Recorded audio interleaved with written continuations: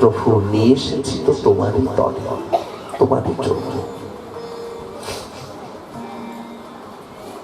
তুমি কি কেড়ে নেবে না?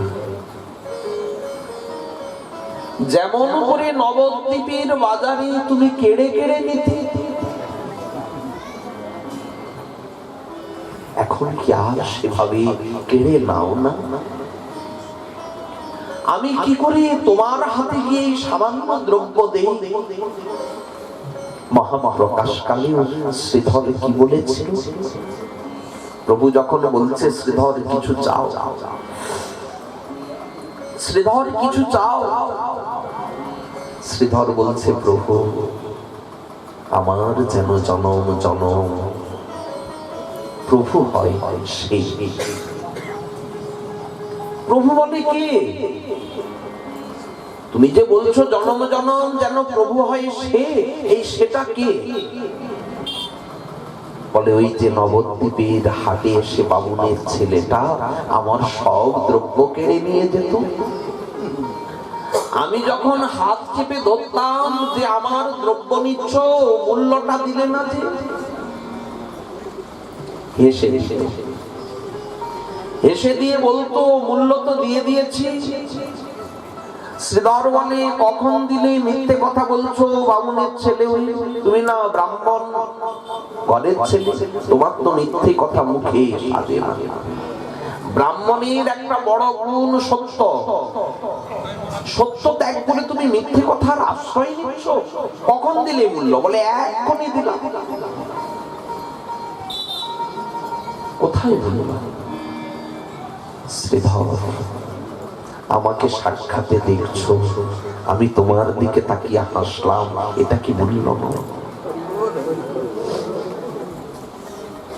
আমার মুখের হাসিটা কি মূল্য নয়?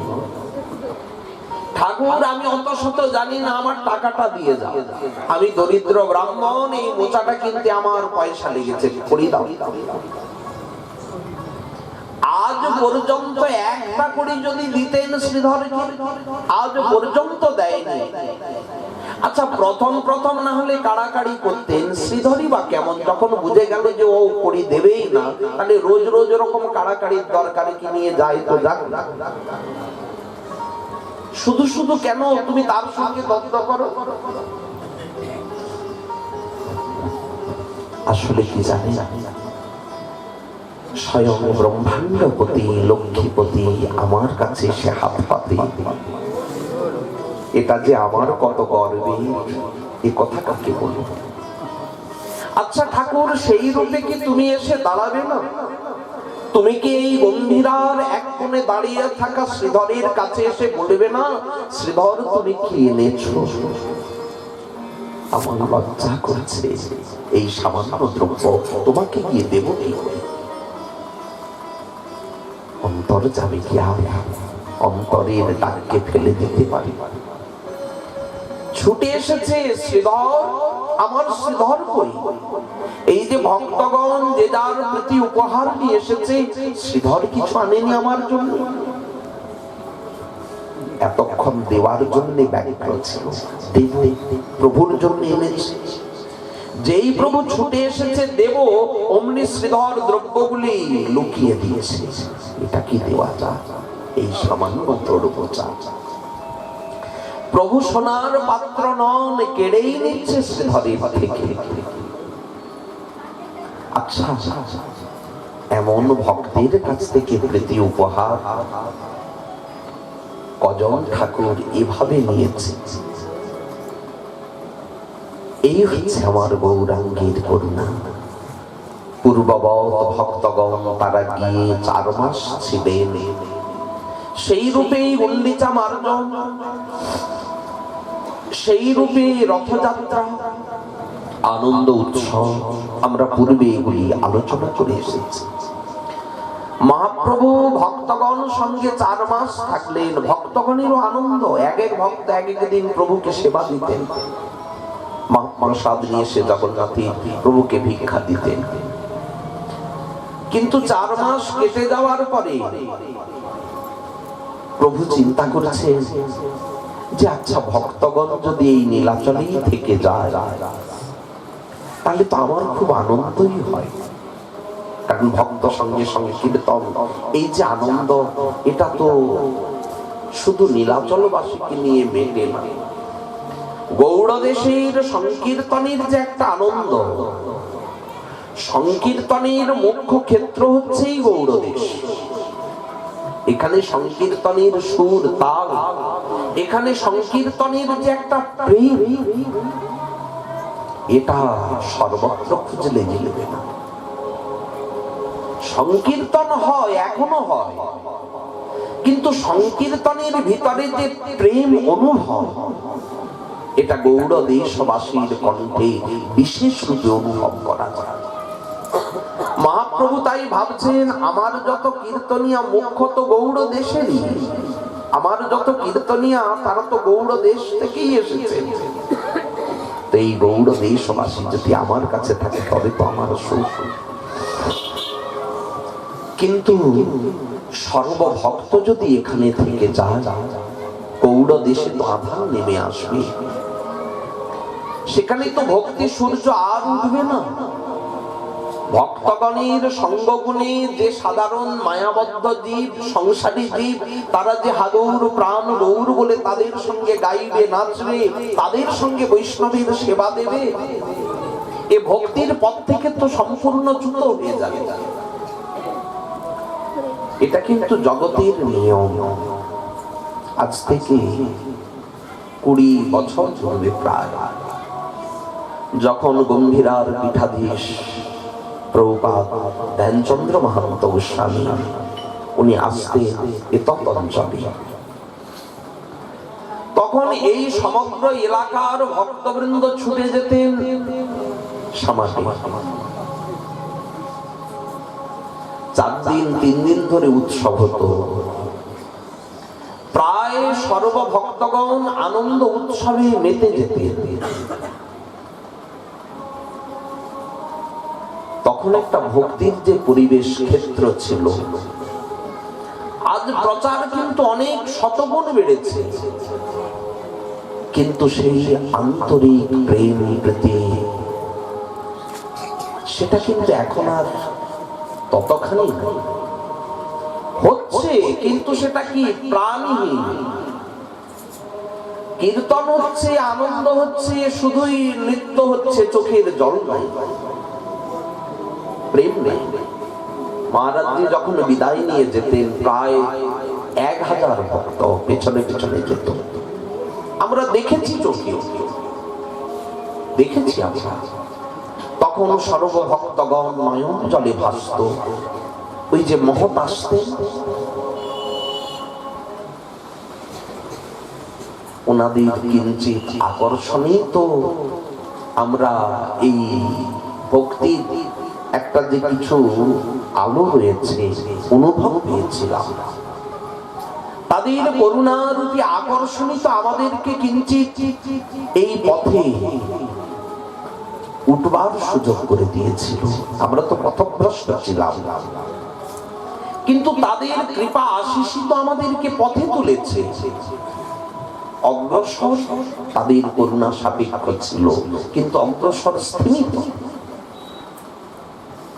তাহলে মহৎ যদি না থাকে, মহতের আগমন যদি না হয়, ভক্তি থাকে না। বারবার ভক্তি রাস মন্দ হতে থাকে, মন্দীভূত হতে থাকে। বলবার কারণে যখন মহাপ্রভু ভক্তগণের কথা চিন্তা করেছেন, যেই ভক্তবৃন্দ যদি গৌড় দেশে না যায়, তাহলে গৌড় দেশবাসী তারা তো অভিভাবক শূন্য হয়ে যাবে, ভক্তির পথ থেকে চ্যুত হয়ে যাবে। আমি যে সর্বজগতে প্রেম প্রচার নিমিত্ত এসেছি, শুধু আমার সুখের চিন্তা তো নয়, জীবের সুখের চিন্তা আমায় করতে হবে। এই কারণে প্রভু চিন্তা করলেন গৌড় দেশবাসীকে বিদায় দিতে হবে। মহাপ্রভু একদিন নিত্যানন্দ প্রভুকে হাতে ধরে চলে গেলেন সিন্ধু তীরে।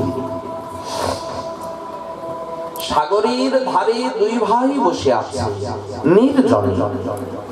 আজ কোনো ভক্তকে সঙ্গে নিয়ে যায়নি প্রভু। দুই ভাই মাত্র, কিন্তু কারোর মুখে কোনো কথা নাই। চুপ করে দুইজনে বসে আছে, দেখছেন সাগরের উত্তাল তরঙ্গ এক এক করে সামনে এসে চরণের কাছে আছাড় খেয়ে চলে যাচ্ছে। কি জানি নিতাইয়ের অন্তরের ভাবই প্রকাশ করেছে কিনা, প্রভু শচীনন্দনের অন্তরের ভাবই ব্যক্ত করেছে কিনা এই সাগরের ঢেউ। আজ বুঝিবা নিতাই গৌরের অন্তরেও এমনই কিছু ঢেউ উঠেছে। নিতাই চাঁদ একবার সাগরের দিকে তাকিয়ে নীল জলরাশি উদাস মনে উদাসীন ভাবে তাকিয়ে দেখছে কেবল।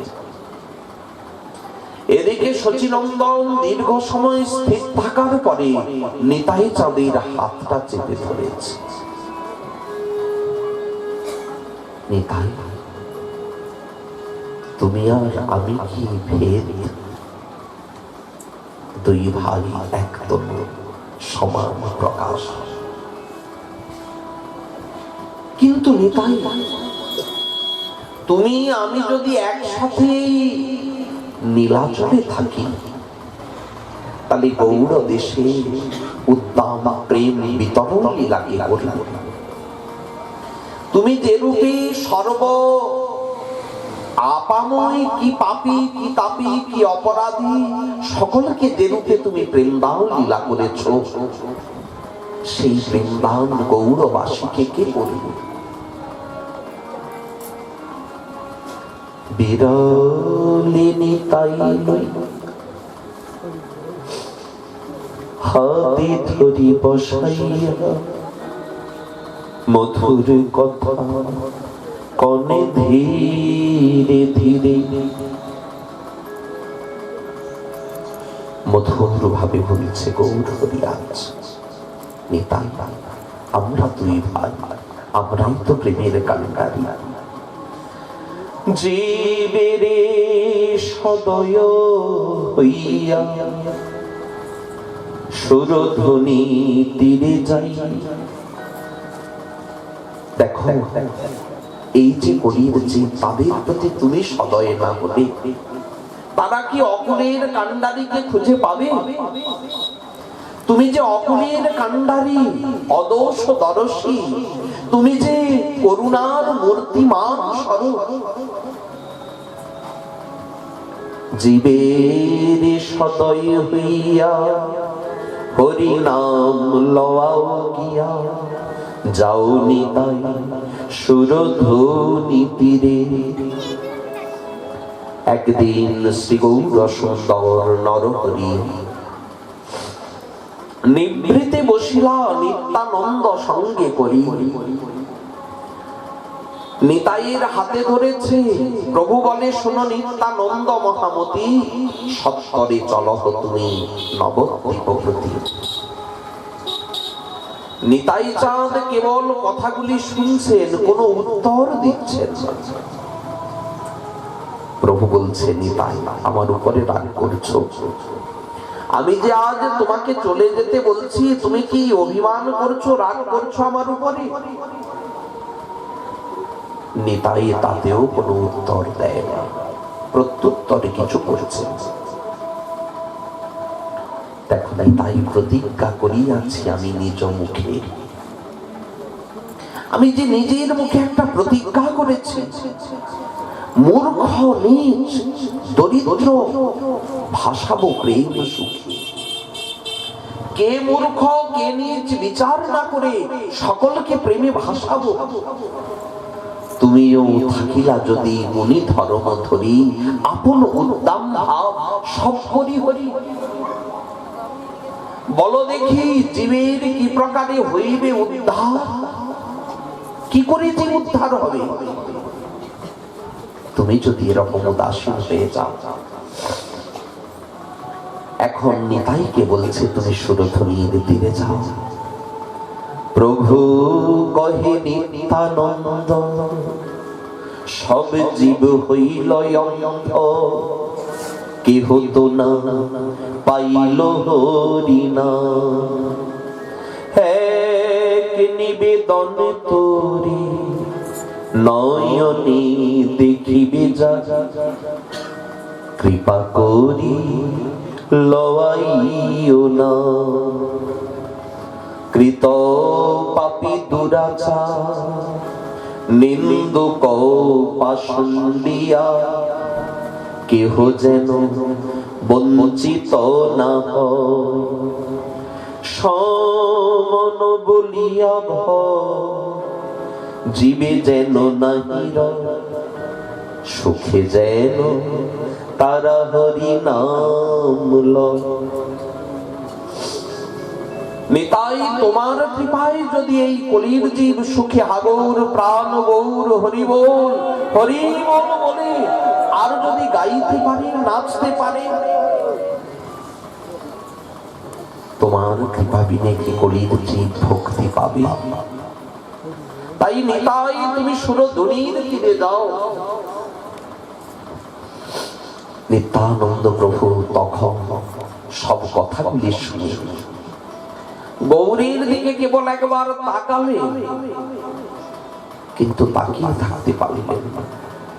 চোখ নয়ন জলে ভরে গেল। প্রভুর দিক থেকে নয়নটা সরিয়ে আজ নিতাই চাঁদ উল্টো দিকে তাকিয়ে বলছে, সচিনন্দন তুমি এতটা নিষ্ঠুর? আচ্ছা বলো দেখি, তখন বয়স মাত্র আমার 12 বছর। পিতা হরাই পণ্ডিত কি আমায় ভালোবাসতেন না? আমি তার নয়নের মণি ছিলাম। একটা মুহূর্ত আমাকে যদি না দেখতে পেত, পিতা আঘাত দেখতেন জগৎটাকে। নিতাই নিতাই নিতাই পাগল হয়ে যেতে। পদ্মাবতীর জীবনধন আমি তো ছিলাম।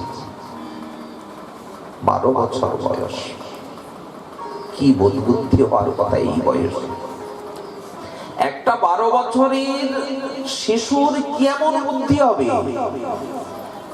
তাহলে সেই সময় সর্ব ভালোবাসাকে উপেক্ষা করে পিতার ভালোবাসা, স্নেহের জননীর যে মায়া বন্ধন, সবকে ছিন্ন করে এক অজানা অচেনা, চিনিও না জানিও না, এক রাতের মাত্র পরিচয়, সেই সন্ন্যাসীর হাতে ধরে বেরিয়ে পড়েছিলাম। কেন জানো? তোমারই খুঁজবো, তোমাকে খুঁজবো, এই মনের ভাবটা নিয়ে আমি বেরিয়েছিলাম। কত দেশ গেলাম, সারা দক্ষিণ ভারত তন্ন তন্ন করে খুঁজলাম, কিন্তু ঠাকুর তোমার কোথাও সংবাদ পেলাম না। বৃন্দাবনে গিয়ে শুনলাম তুমি নাকি নবদ্বীপে এসেছো। মনে হলো আমার সর্ব পরিক্রমা, এই তীর্থ দর্শন যদি সফল হয়, তার দর্শন নবদ্বীপে এসে তোমার দর্শন পেলাম। সর্বপ্রথম নন্দন আচার্য গৌর, সেদিন যে আমার অন্তরে কি আনন্দ, সে কথা কাকে বলবো? বোধহয় সেদিনের আনন্দটা তুমিও বোঝনি। সেদিন মনে হয়েছিল তুমি বুঝেছো, কিন্তু আজ মনে হচ্ছে আমার অন্তরটা তুমি বোঝনি। বুঝলে বলতে পারতে আজ চলে যাও। যাক, তোমাকে পেলাম। তারপরে তুমি সন্ন্যাস নিলে, সর্বভক্ত কেঁদেছে, আমার চোখে কিন্তু সেদিন জল আসেনি। কেন জানো? আমার ভয় ছিল না তোমাকে হারানো। তুমিও সন্ন্যাসী, আমিও সন্ন্যাসী, একসাথে দুইজনে যেখানে যাব সেখানেই থাকবো। কিন্তু আজ তুমি অকুলে আমাকে ভাসিয়ে দিয়েছ। আমার অন্তরটা তুমি আজ বুঝলে না। আমাকে বলছো যাও নিতাই সুরধুনীর তীরে।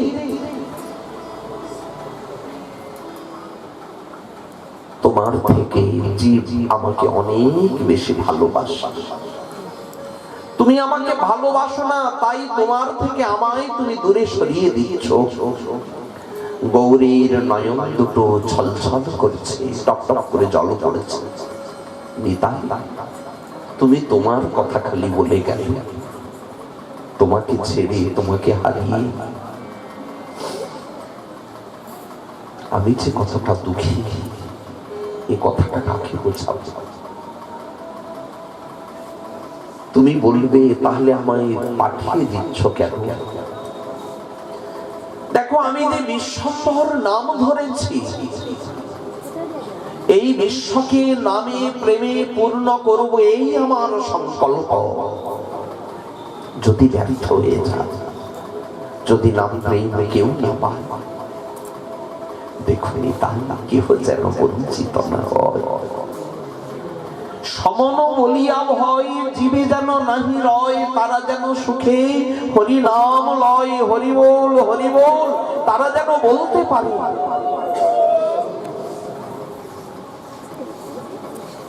কুমতি কোতারকে কাউকে বাঁচবে না। নিতাইয়ের হাতে ধরে গৌর বললে, নিতাই, তুমি তো আমাকে যখন খুশি পাবে, আমি তোমাকে কখনো পাবো। তুমি যখন নৃত্য করবে, তোমার নৃত্যে আমি তো সতত নাচিব। নিতাই যদি নাচে গৌর গৌর গৌর